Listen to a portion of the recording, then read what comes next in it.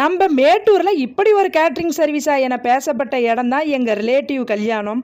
ஆமாங்க, கல்யாண மண்டபத்தில் சமையலை பற்றியே தான் பேசிக்கிட்டு இருந்தாங்க.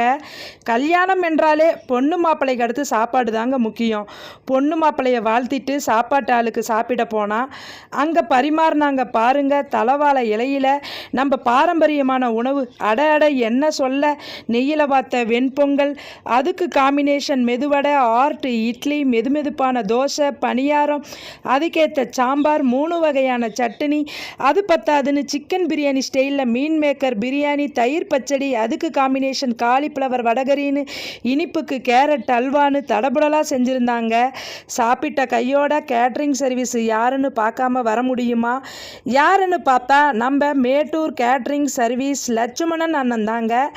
அனைத்து விழாக்களுக்கும் இவங்க சிறந்த முறையில் கேட்ரிங் சர்வீஸு செஞ்சு கொடுத்துட்ருக்காங்க.